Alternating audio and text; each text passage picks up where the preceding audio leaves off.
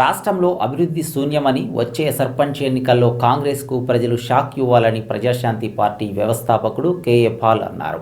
ఖమ్మం వచ్చిన ఆయన మీడియాతో మాట్లాడారు. ఖమ్మం అభివృద్ధిపై మంత్రులు బట్టి, పొంగులేటి, తుమ్మల చెప్పిన మాటలు అబద్ధాలుగా కనిపిస్తున్నాయన్నారు. తనదైన శైలిలో ఆయన సెటైర్లు వేశారు. అనేక వర్గాలకు ఇచ్చిన హామీలు అమలు కావడం లేదన్నారు. సీఎం రేవంత్ రెడ్డి చెప్పిన మాటలకు, చేస్తున్న పనులకు పొంతన లేదని పాల్ పేర్కొన్నారు. ఇంకా మిగతా తెలంగాణ అంతా ఎలాగుందో రేవంత్ రెడ్డి గారితో ఒకసారి మహబూబ్ నగర్ ఆ ఏరియా, ఆయన కొడంగల్ ఆ ఏరియా చూస్తే అది అర్థమైపోద్ది. ఇప్పుడు వాళ్ళు చూడరు, మళ్ళీ ఎలక్షన్ ముందు వస్తారు మీ దగ్గరికి. పంచాయతీ ఎలక్షన్లు వస్తున్నాయి కదా, అప్పుడు రేవంత్ రెడ్డి హెలికాప్టర్లో దిగుతాడు. ఎందుకంటే బై రోడ్డు వెళ్తే ఈ కష్టాలన్నీ తెలుస్తాయని. హెలికాప్టర్లో వెళ్ళిన వాళ్ళకి తెలియదు కదా. అప్పుడు నేను 3 హెలికాప్టర్లో దిగాను ఖమ్మంలో. ఖమ్మం ఎక్కడుందో నాకు తెలీదు, హైదరాబాద్ ఎక్కడుందో తెలీదు. అమెరికా నుంచి హైదరాబాద్ దిగడం, ఆ తర్వాత 3 హెలికాప్టర్లో దిగడం. అప్పుడు రేణుకా చౌదరి అని ఆవిడ ఉందా లేదా? ఇప్పుడు ఆవిడ కూడా ఉందా? ఆవిడ ఎంపీయా? నోరు ఇప్పితే అబ్బా అభివృద్ధి అంటది మా ఖమ్మం రండి అని. అమ్మాయి ఎక్కడున్నాను? మీ ఊర్లో ఉన్నావా? ఓసారి చూపించు, లేదా నేను తీసుకొని వెళ్తాను, నిన్ను ఖమ్మం అంతా తిప్పుతాను, ఒకసారి రా తల్లి నాతో. మా తాతల నాడు నేతులు తాగారు, మా మూతుల వాసన చూడండి అన్నట్టుగా ఆవిడ మాట్లాడుతుంది. ఏదో పెద్ద అభివృద్ధి జరిగినట్టు. అయినా ఇంత తెలివైన ఖమ్మం ప్రజలు మరలా వీళ్ళకి ఎలాగ ఓట్లేశారు అన్నది నాకు పెద్ద ప్రశ్న.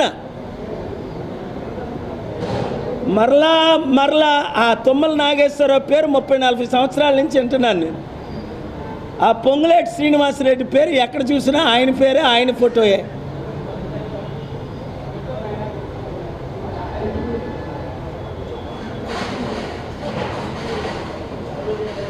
పాపం నాదే. బట్టి విక్రమార్కను ముఖ్యమంత్రి చేస్తానన్నాడు రాహుల్ గాంధీ, నేను చెయ్యొద్దన్నా. నేను నా తప్పు ఒప్పుకుంటున్నా. కానీ ఎందుకు అంటే ఆ బట్టి విక్రమార్క మాట్లాడతాడే తప్ప కానీ పనులు చేత కాదు ఆయనకి. బాగా నడుస్తాడు. రాజశేఖర రెడ్డి గారు నడిచినట్టే ఆయన నడుస్తాడు, నేను ముఖ్యమంత్రిని అవుదామని. ఇక్కడ నడతలు కాదు, మాటలు కాదు, పనులు చేసి చూపించాలి. అంతవరకు ఎందుకు? సమగ్ర శిక్ష టీచర్స్ 19,360 మంది ఉన్నారు తెలంగాణలో. ముఖ్యమంత్రి కాకముందు తమ్ముడు రేవంత్ రెడ్డి వెంటనే నేను సంతకం పెట్టేస్తా, టీ తాగుతుండగానే అలాగా గంటకొక వాగ్దానం ఇచ్చాడు రేవంత్ రెడ్డి తమ్ముడైతే. రైతులైతే మరో 2 లక్షలు అప్పు చేసుకోండి, నేను తీర్చేది. ఆయనకన్నీ తెలుసు, తీర్చలేనని తెలుసు, అబద్ధం ఆడుతున్నాడని తెలుసు, మోసం చేస్తున్నాడని తెలుసు, అందరికీ చెవులో పువ్వు పెడుతున్నాడని తెలుసు. మేము అబద్ధాలు ఆడితేనే ప్రజలు మాకు ఓట్లేస్తారని ఆయన అన్నాడు. కానీ ఆయన అబద్ధాలు ఆపలేదు, మీరు వాళ్ళని నమ్మడం మానలేదు.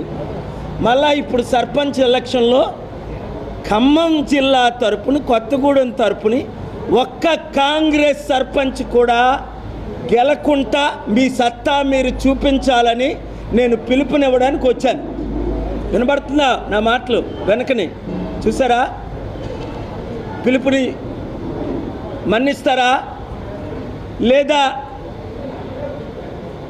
వాళ్ళ ఊర్లో పెళ్ళి అయితే మమ్మల్ని పిలుస్తాడండి, మా ఊర్లో పెళ్ళి అయితే మా ఇంటికి వస్తాడండి, 5,000 10,000 ఇస్తాడండి అని మొత్తం మీ జీవితాలన్నీ తాకట్టు పెట్టుకుంటారా? ఒకటి అర్థం చేసుకోండి, ఇప్పుడు రైతు బంధు ఇస్తానంటున్నారు.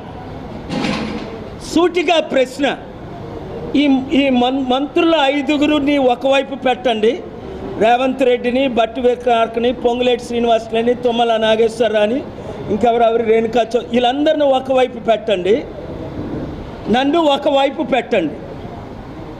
ఆ 10 మంది మంత్రులు నేను అడిగిన దానికి జవాబు చెప్పమనండి. ఆ 10 మంది మంత్రులు అడిగిన దానికి నేను జవాబు చెప్తాను.